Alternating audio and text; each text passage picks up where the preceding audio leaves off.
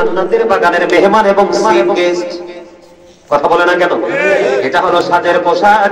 এই সাজের পোশাকটার মধ্যে কিন্তু লজ্জাস্থানও ঢাকা আছে, সৌন্দর্য বৃদ্ধি পেয়েছে। এই যে আমার ভাই আজকে সাজের পোশাক পরেছে, উনি সাজের পোশাক পরেছে, ঠিক কিনা? কিন্তু এটার মধ্যে তাকওয়ার পোশাকও আছে রে। এটা উপর দিয়া পায়জামাটা নাবি বরাবর, আমারটা নাবির 1 আঙ্গুল 2 আঙ্গুল উপরে, আর টাকনোর অনেক উপরে, দেখেন উপরে কিনা। এটার মধ্যে পর্দাও আছে, সাজও আছে, তাকওয়াও আছে। আমার আল্লাহর কাছে পছন্দ হলো তাকওয়ার পোশাক। বলে হুজুর ক্ষতি কি? একটা ছেলে সায়েন্টিফিকদের গবেষণা, অ্যাস্ট্রোনমারদের গবেষণায় উঠে এসেছে পুরুষেরটা থাকতে হবে টাকনুর উপরে এবং নাভির উপরে, কারণ নাভির নিচে থাকতে লজ্জাস্থান ঢাকা যায় না, লজ্জাস্থান ফাঁকা যায়। নাভির নিচের অংশকে লজ্জাস্থান কিনা, সামনে এবং পিছনে এই জিন্স প্যান্ট যারা পরে দেখবেন তাদের লজ্জাস্থান দেখা যায়। তারা আল্লাহর হুকুম মানলো না, কত বড় অপরাধী হয়ে গেল। কি তাই করে লাইনটা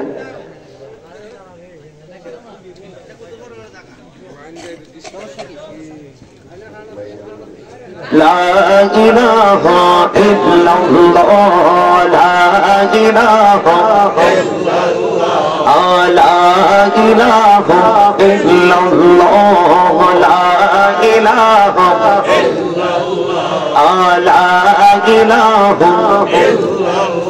তুমি কৌড়ি বানাইলা সফিউল্লাহ, তুমি কৌড়ি বানাইলা নজিউল্লাহ, মোর নবীকে বানাইলা তুমি, মোর নবীকে বানাইলা তুমি, নূর মুহাম্মদ সাল্লাল্লাহ, লা ইলাহা ইল্লাল্লাহ, লা ইলাহা লা ইলাহা ইল্লাল্লাহ মুহাম্মাদুর রাসূলুল্লাহ সাল্লাল্লাহু আলাইহি ওয়াসাল্লাম।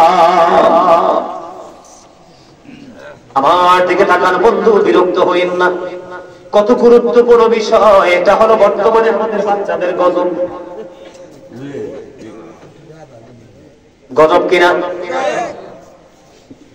এখন আল্লাহ রাব্বুল আলামিন হাদিস শরীফের মধ্যে এসেছে, একটু আগে তিন ধরনের 3টা কোয়ালিটির কথা বলেছি।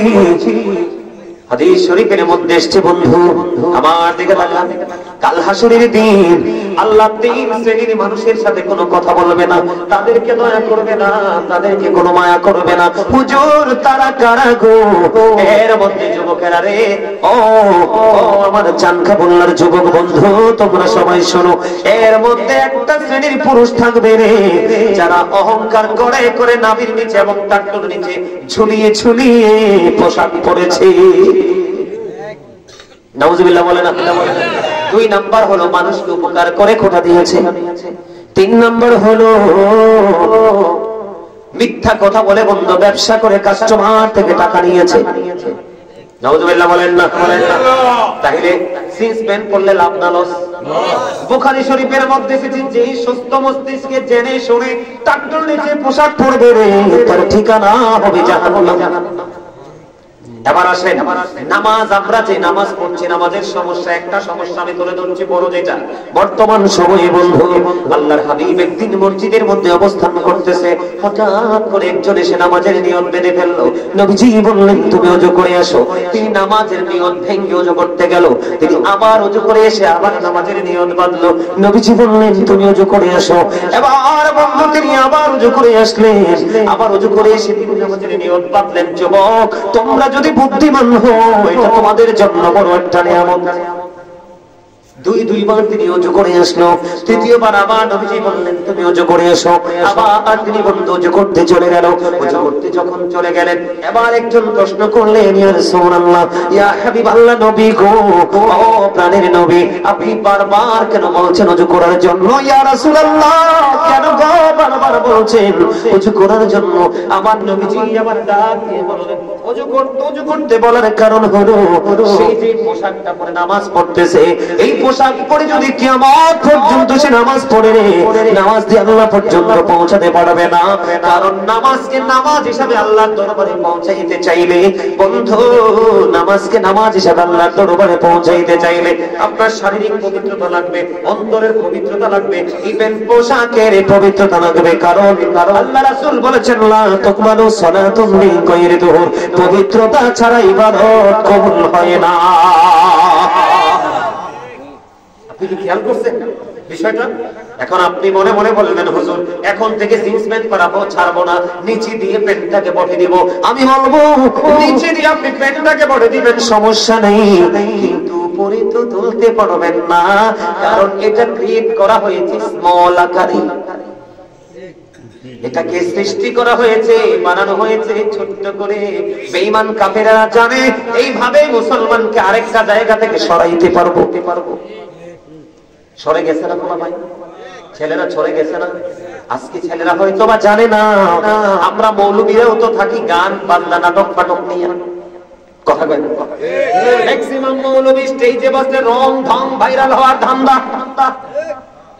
প্রত্যেকটা আলোচক যদি বন্ধু দায়িত্ব নিয়ে যদি নিজের কর্তব্য মনে করে, দিনের দায় হিসেবে যদি বন্ধু এক একজন যদি এক একটা সমস্যা আমাদের যুবকদের সামনে তুলে ধরতো, তাহলে আমাদের যুবকরা এতটা পথভ্রষ্ট হতো না। কথা ঠিক না ঠিক? তাহলে এই পোশাক পরে নামাজ পড়লে হবে না। কিন্তু এখানে আরেকটা প্রশ্ন আছে, অনেকের কিন্তু বন্ধু লুঙ্গি পরার পরে মনের অজান্তে টাকা নিচে ঝুলে যায়। অনেক সময় যায় কি যায় না? খেয়াল করবেন বিষয়টা। আবু বকর সিদ্দিক রাদিয়াল্লাহু তাআলা প্রশ্ন করলো, ইয়া রাসূলুল্লাহ আমার পোশাকটা কিন্তু আমি টাকনুর উপরে রেখে পড়ি, কিন্তু মাঝে মাঝে এটা ঝুলে যায় নবী গো, যখন আমি দেখি এটা ঝুলে গেছে তখন আমি উঠিয়ে ফেলি। ইয়া রাসূলুল্লাহ আমার জন্য কি সাজা বহাত বরাদ্দ আছে? নবীজি বলেছে না না, যার মনে হওয়ার পরে এটাকে উপরে তুলে নিবে রে, এটার নামই হলো তাকওয়া। আর যার সিনায় তাকওয়া আছে তার নিয়ামত দুনিয়াতেও আছে আখিরাতেও আছে। এবার আসেন বন্ধুরা আমার, এটা নিয়ে আর বাড়াবো না, অনেক লম্বা করবো না। এবার আসেন এর মধ্যে আরেকটা বলি, পোশাক নিয়ে যেহেতু বলছি, নবীজির সামনে দিয়ে বন্ধু এক ব্যক্তি হেঁটে যাচ্ছেন, যাওয়ার সময় নবীজিকে দুইটা সালাম দিছে। নবীজিকে প্রথম সালাম দিলেন, নবীজি সালামের জবাব দিলেন না। নবীজিকে আরেকবার সালাম দিলেন, নবীজি সালামের জবাব দিলেন না। কেন রে নবীজি সালাম দেয় না? ও বন্ধু হাদিস শরীফের মধ্যে এসেছে, ওই ছেলেটা ওই লোকটার পরনে ছিল দুইটা লাল জামা। আমার নবীজি জানিয়ে দিয়েছি উম্মত, তোমরা মুমিন হিসাবে তোমাদের জন্য, মুসলমান হিসাবে একবারে টকটকে লাল জামা পরতে পারবা না, এটা মুসলমানের জন্য, পুরুষের জন্য মাকরুহে তাহরিমি, তার মানে হারামের অন্তর্ভুক্ত। একবারে লাল টকটকে গেঞ্জি শার্ট এবং পাঞ্জাবি পরে যাবেন না, এটা মুসলমান পুরুষের জন্য, এটা নাজায়েজ। একটা গেল নামাজ, এই কারণে বন্ধু আমাদের হয় না। আর একটা সমস্যা হলো সিজমেন যারা পড়ে প্রস্রাবে দৌড়লে দেখবেন অনেক সময় তারা বসে প্রস্রাব করতে পারে না, কারণ এটা টাইট ফিটিং, বসতে তাদের কষ্ট হয়। এমন একটা অসভ্য পোশাক, ও বন্ধু সে প্রস্রাব করতে পারে না, দাঁড়ায়া দাঁড়ায়া প্রস্রাব করে দেয়। কথা বলেন না কেন? কোন মুসলমান কি দাঁড়িয়ে প্রস্রাব করতে পারে? আরেকটা সমস্যা হলো বন্ধু, যখন তারা নামাজ পড়তে যায় রে, নামাজ পড়ার পরে তারা এক্সারসাইজ করতে পারে না, ব্যায়াম করতে পারে না। প্রস্রাবটা করার পর বন্ধু পানি খরচ করে মসজিদে চলে যায়। তারা জানে না অপবিত্র থাকলে নামাজ হবে না, আর পবিত্র হয়ে যদি আখিরি বৈঠকে বসতে পারো তারপরেও জামাতের সওয়াব পেয়ে যাবে। খেয়াল করতে হবে কথা, তুমি অপবিত্র, তোমার পোশাক অপবিত্র হয়ে গেছে, তুমি যদি 5 টাইমে যদি প্রথম রাকাতে অ্যাটেন্ড করো তারপরেও তুমি নিয়ামত পাবে না। আর যদি তুমি বন্ধু কি করতে পারো, পবিত্র হয়ে পরিপূর্ণ হয়ে শেষ বৈঠকে অবশ্য তোমার জন্য জামাতের সওয়াব বরাদ্দ। এবার আমি তোমাদেরকে বলি, যারা হুটহাট করে প্রস্তাব করে তোমরা নামাজ পড়তে যাও, এটার কারণে তোমাদের নামাজ কবুল হচ্ছে না। যতক্ষণ না পর্যন্ত নামাজ আল্লাহর দরবারে না পৌঁছাবে ততক্ষণ পর্যন্ত তোমরা আল্লাহর কাছে প্রিয় হতে পারবে না। আমার দিকে তাকাও, সাদ বিন মুআজ রাদিয়াল্লাহু তাআলা আনহু, ও বন্ধু, ওনার ইন্তেকালের পরে ওনার কবরের পাশে দাঁড়িয়ে দাঁড়িয়ে নবীজি তার জন্য দোয়া করতেছেন। তাসবিহ তাহলিল পাঠ করতেছেন। সঙ্গীরা বললেন, ইয়া রাসূলুল্লাহ, ওনার কবরের পাশে দাঁড়িয়ে দাঁড়িয়ে তাসবিহ পাঠ করার মানে কি? আমার নবীজি বলেছে, দাদা ভাই হৃদয় খুলে শোনেন, আমার নবীজি বলে দিয়েছেন, সাদ বিন মুআয যেমন একজন বুজুর্গ লোক ছিল রে, তার ইন্তেকালের পরে তার জানাজায় ৭০,০০০ ফেরেশতা অংশগ্রহণ করেছে। আর জোরে বলেন না সুবহানাল্লাহ। কত হাজার ফেরেশতা? যার জানাজায় ৭০,০০০ ফেরেশতা আসে, তার কোনো কবর আযাবের সম্ভাবনা আছে? আমরা মনে করি নাই, কিন্তু হাদিস শরীফের মধ্যে এসেছে সাদ বিন মুআযের কবরের পাশে দাঁড়ায় দাঁড়িয়ে নবীজির দোয়া করার কারণ হলো, বন্ধু, সাদ বিন মুআযের কবর আযাব হবে রে। কেন আযাব হবে?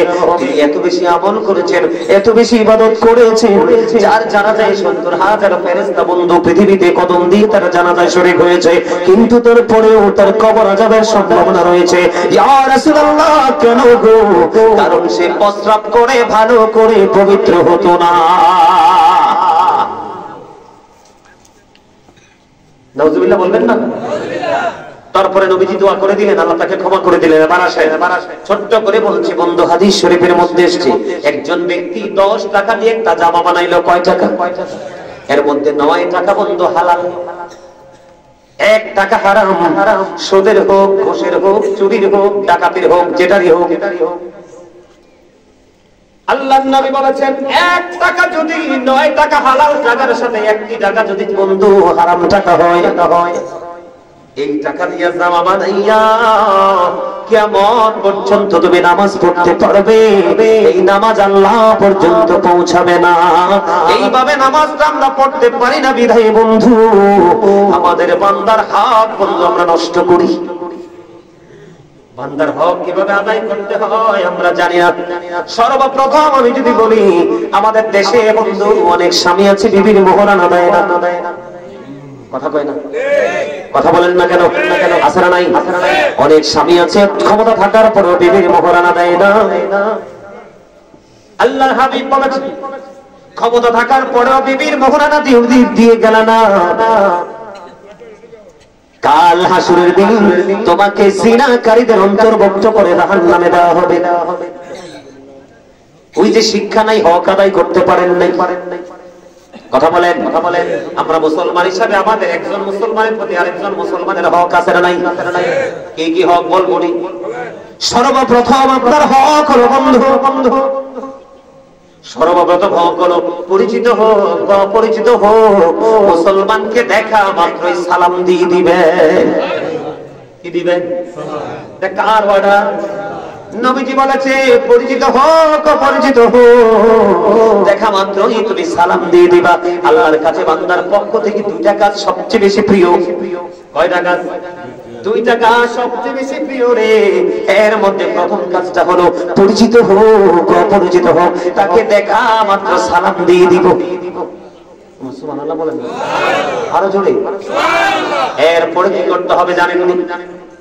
এরপরে হলো বন্ধু, কেউ যদি আপনাকে বিপদে পড়ে ডাক দেয়, তার ডাকে সাড়া দিবেন। কি দিবেন? কেউ যদি আপনার কাছে কোনো পরামর্শ চায়, তার পরামর্শ দিয়ে দিবেন। কোন মানুষ যদি অসুস্থ হয়, আপনি তাকে সেবা করার জন্য, দেখার জন্য যাবেন। কোন মানুষ যদি ইন্তেকাল করে, আপনি তার জানাজায় বন্ধু অংশগ্রহণ করবেন। কেউ যদি হাঁচি দিয়ে বন্ধু আলহামদুলিল্লাহ বলে, আপনি যদি শোনেন সঙ্গে সঙ্গে ইয়ারহামুকাল্লাহ বলে দিবেন। আল্লাহর কাছে সবচেয়ে বেশি পছন্দের 2টা কাজ, একটা হলো পরিচিত হোক অপরিচিত হোক, তাকে সালাম দিয়ে দিবেন। আর বন্ধু মানুষকে পেট ভরে খাইয়ে দিবেন। জোরে জোরে কন্যা সুবহানাল্লাহ। আমার দিকে তাকান বন্ধু, হযরতে সাওবান রাদিয়াল্লাহু তাআলা তার আমার পানে নবী থেকে হাদিসটা বর্ণনা করেছে। যে ব্যক্তি কোন রোগী দেখতে গেল গো, আমার দিকে তাকান, যে ব্যক্তি কোন রোগী দেখতে গেল, সে তো রোগী দেখতে গেল না, সেই যেন জান্নাতি ফল কুড়াইতে গেল।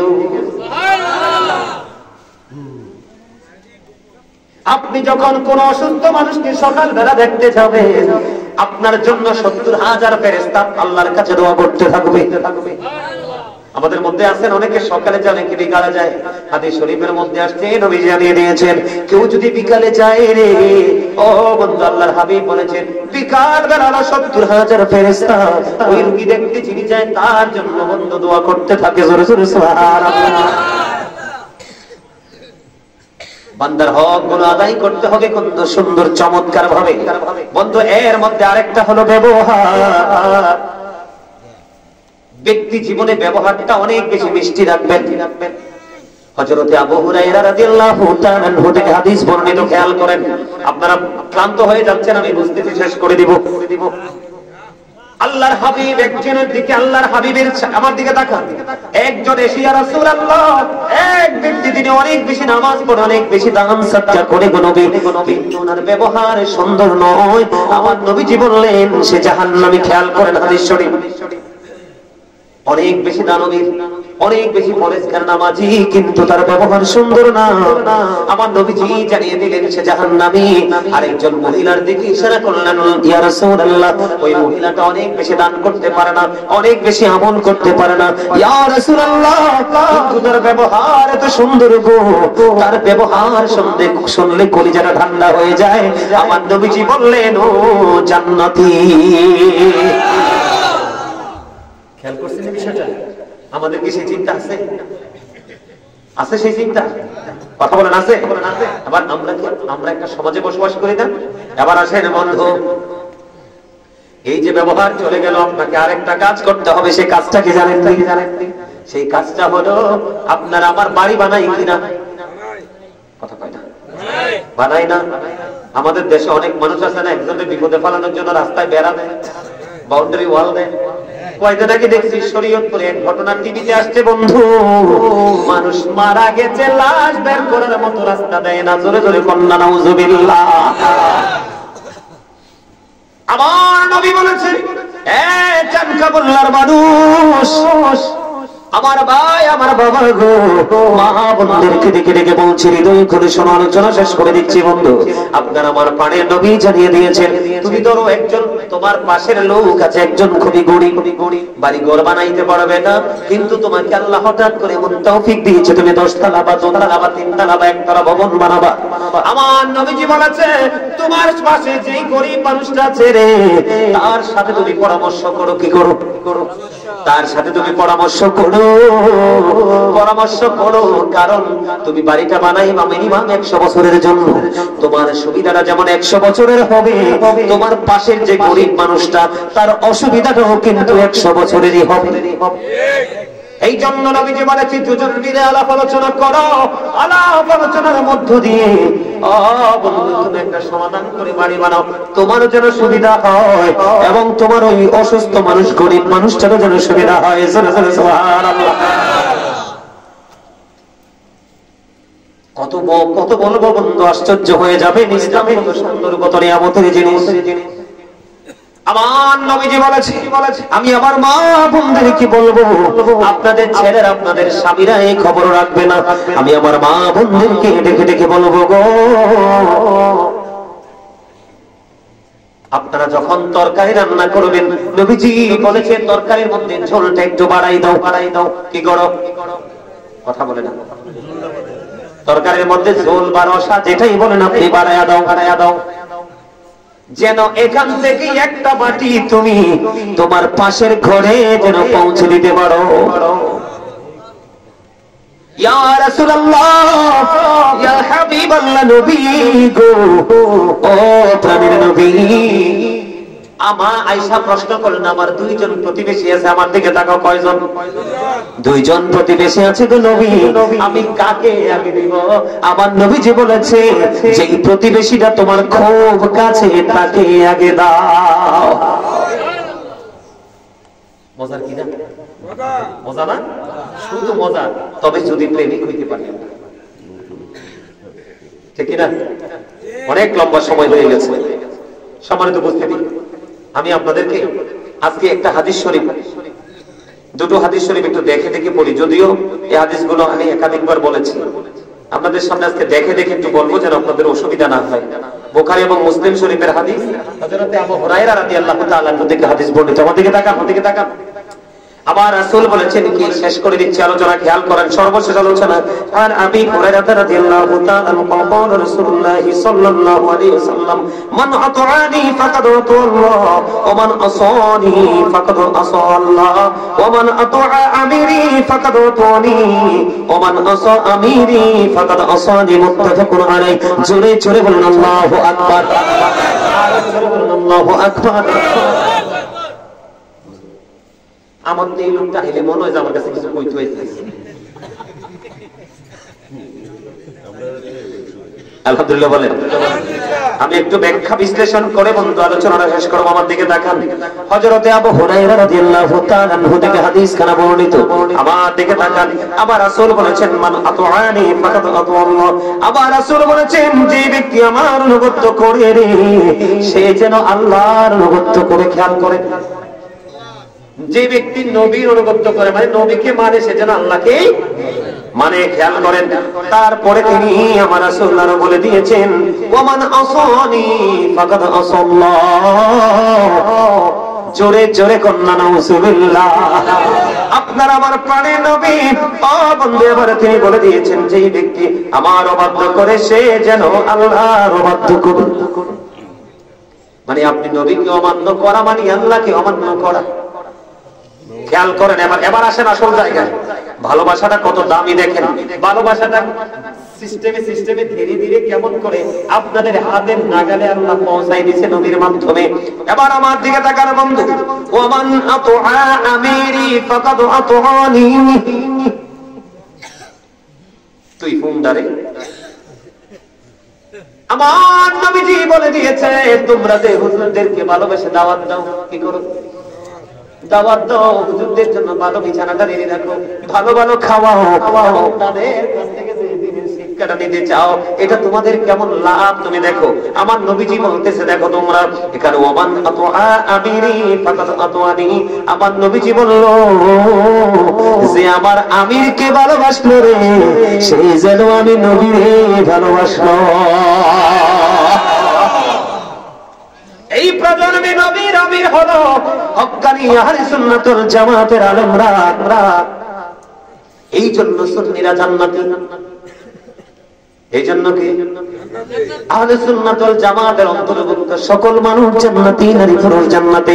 এটা রাসূল বলেছে, আমি না। এবার আসো বন্ধু, এবার আমার দিকে তাকাও। ওয়ামান আসা আমিরি ফাকাদ আসানি। যে ব্যক্তি আমার আমিরের অবাধ্য হলো সে যেন আমি নবীর অবাধ্য হলো। বিষয়টা কোথায় গেল?